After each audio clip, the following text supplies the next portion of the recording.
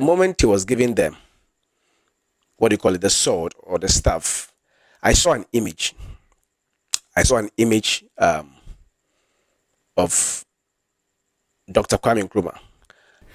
Welcome to this episode of the Political Rant with me, the voice, right here on GCN TV page. Please like, comment, subscribe, turn on the notification so that anytime videos of this nature are uploaded, you will be notified.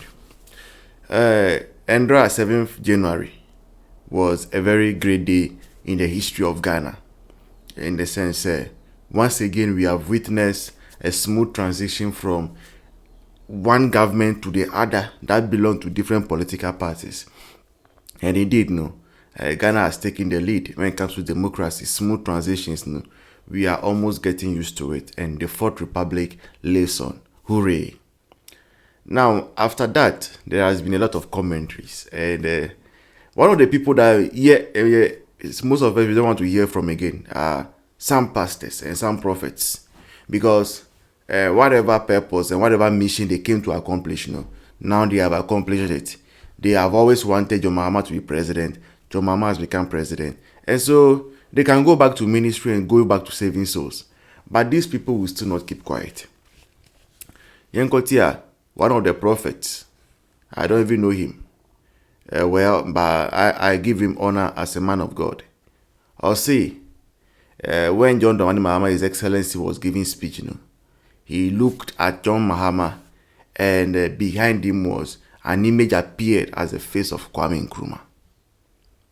And then he heard in his left ear that this is the second Kwame Nkrumah. And I said, a second Kwame Nkrumah, say. Because look, whatever Kwame Nkrumah came to do as the first president and first prime minister of the Gold Coast, we cannot underrate it. But that notwithstanding, Osajifo was not a flawless man. And it's because he wasn't a flawless man until the day he was overthrown, people jubilated. And quickly I said, okay, so if this prophet is saying that John Dramani Mahama is the second Kwame Nkrumah, and then let me quickly go and read about what actually led to the people becoming angry with Osajifo Kwame Nkrumah, to the extent, on several occasions, attempts were made against his life, number one, before his eventual overthrow in 1966. So I started reading, I started digging, and I discovered quite a few things and a few interesting things. And I believe, sometimes our men of God, they should get a little bit clue from history. Because once you are able to get clues from history, you know how to frame your prophecy. Some prophecies are there, when you want to say that, you are causing chaos. And we are all learned. We are all using our brain. And see, when you come and tell us, yes, Kwame Nkrumah, I have to read about Kwame Nkrumah because I was not there then. It will interest you to know, under Kwame Nkrumah as prime minister, 1958, 1959, a law was passed. And that law that was passed made it so that our chiefs, the power was given to government to be able to distill chiefs. They say, now government of the day feel maybe the chief in Ho is not doing what the government wants. Power was given to the government to remove distill that chief. And so if you are telling me, John Mahama is the second Kwame Nkrumah, are you telling me, the government of John Dramani Mahama is coming to distill chiefs? So no longer will the people or paramount chiefs or kings be able to work on their subordinates, but it will be the government that is going to be distilling chiefs. That's number one. Number two, if you tell me, John Dramani Mahama is the second Kwame Nkrumah, are you telling me, as Kwame Nkrumah did, that Ghana became just one party state? Ghana became just one party state, and Kwame Nkrumah was the president for life. President for life, right? And he was also the leader for life of his party. John Dramani Mahama, His Excellency, is becoming the president for life of Ghana, number one, and number two, president, the leader for life of his political party, NDC, even people in NDC, when they hear this one, they won't be happy with you. Even people in NDC, though they are happy they've won an election, should they hear this one, they won't be happy with you. And this is coming at a point in time when NDC has overwhelming majority. Right after the main thing was done, before the other dignitaries began to speak, I had to leave the place. But the moment he was giving them, the sword or the staff, I saw an image. I saw an image of Dr. Kwame Nkrumah. I saw an image of Dr. Kwame Nkrumah just behind him.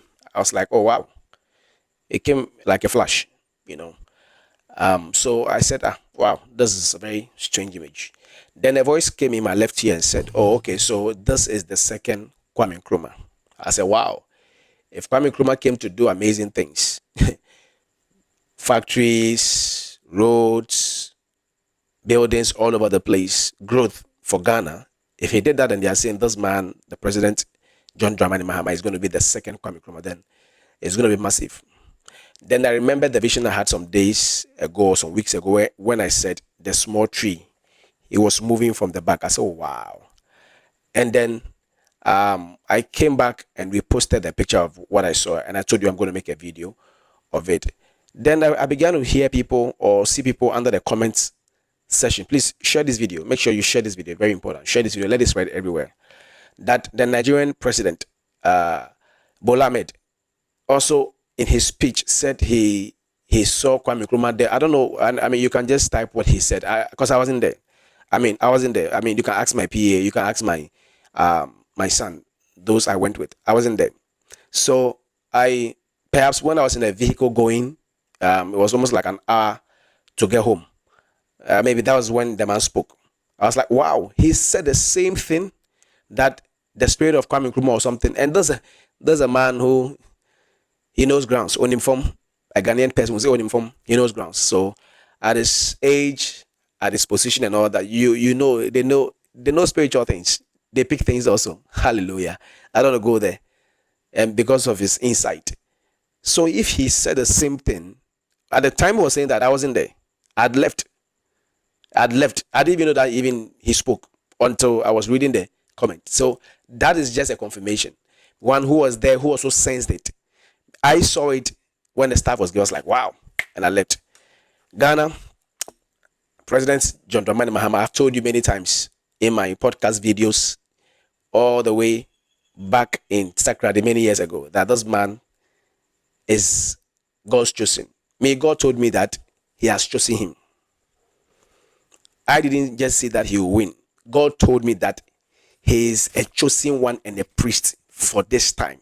So I was very specific in the prophecies. I believe that God has a purpose for this coming. The man is going to do some powerful things. He's really going to work.